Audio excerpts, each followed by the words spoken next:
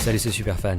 Bienvenue dans Num Rendez-vous, l'émission de la révolution numérique et la transformation digitale. Nous sommes le samedi 12 janvier 2019. Que s'est-il passé ces dernières 24 heures dans le monde de la tech? C'est parti. Et on commence avec la news du jour pour moi. Dites adieu à vos comptes partagés sur Netflix, selon cet article de Presse Citron. Alors on apprend qu'au CES 2019, une entreprise britannique, Synamedia, a dévoilé un logiciel d'intelligence artificielle baptisé Credentials Sharing Insight. Et en fait, ça permet d'analyser les incohérences d'usage dans les différents comptes de streaming. Et donc d'identifier en fait les comptes piratés, les comptes qui sont en fait utilisés par plusieurs personnes. Mais cet article ne dit pas du tout si Netflix va avoir recours à cette solution. Et je ne pense pas. Il y a quelques mois, le CEO de Netflix avait été interrogé justement sur ça, sur le problème des comptes partagés qui fait perdre des milliards de dollars. Et il disait que c'était surtout des étudiants, des adolescents, qui pirataient entre guillemets les comptes Netflix, qui se partageaient les codes d'accès, et que ces étudiants, une fois qu'ils trouvaient un emploi, une fois qu'ils étaient sur le marché du travail, et qu'ils avaient un salaire, eh bien, ils s'abonnaient à Netflix. Ils arrêtaient de partager les comptes avec leurs amis, et ils prenaient un abonnement à Netflix. Donc pour le CEO de Netflix, c'était en fait un formidable outil de conquête marketing.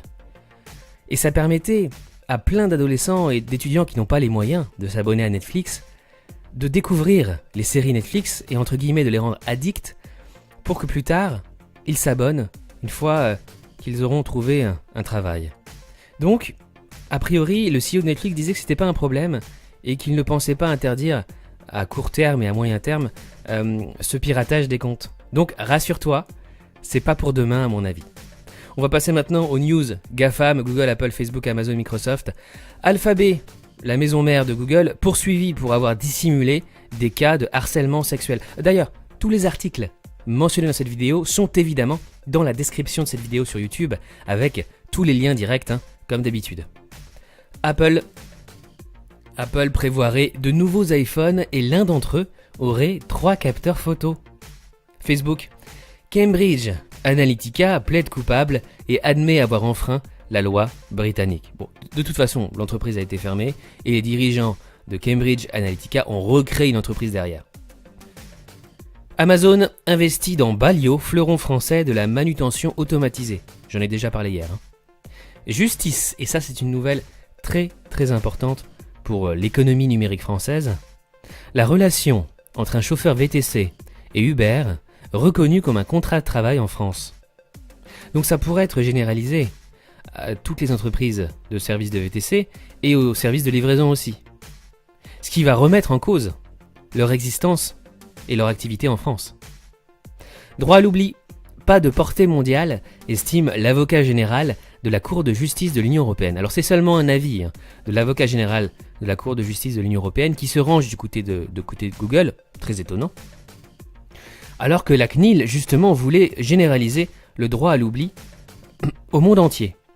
En 2016, la CNIL française avait infligé une amende de 100 000 € à Google, car Google en fait limitait le droit à l'oubli aux seules versions européennes du moteur de recherche. Par exemple, si ton ex diffuse une sextape de toi sur internet, tu peux demander le retrait de cette vidéo qui te porte préjudice à Google, mais Google va seulement supprimer des résultats de recherche cette vidéo dans les pays européens.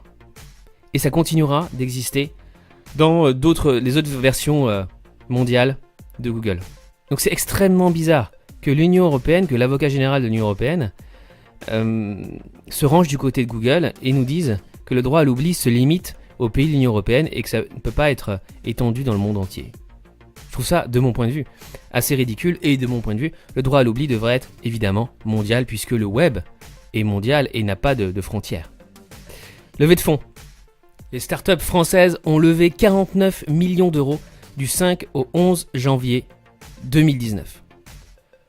Évidemment, j'en ai déjà parlé hier, c'est Talentsoft qui est première de ce classement avec 45 millions d'euros. Si tu veux toute la liste de toutes les startups et de leur levée de fonds, c'est sur le site madines.com.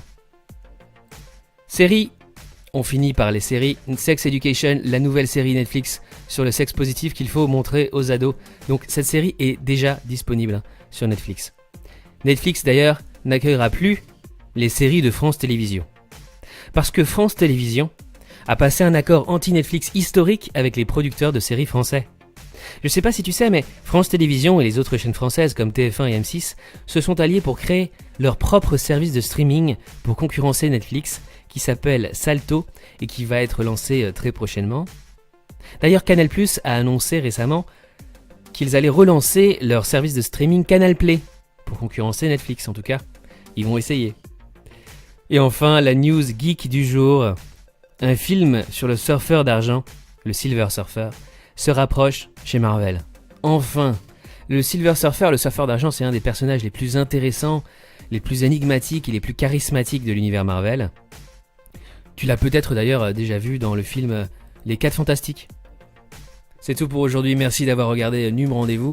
Pour des news tech mises à jour en temps réel, 24 heures sur 24, 7 jours sur 7, j'ai 3 comptes Twitter pour ça, notamment NumRDV, mon compte en français, et TechRDV, mon compte en anglais. Je te souhaite un excellent week-end, à bientôt sur Fan Rendez-vous. Salut, ciao.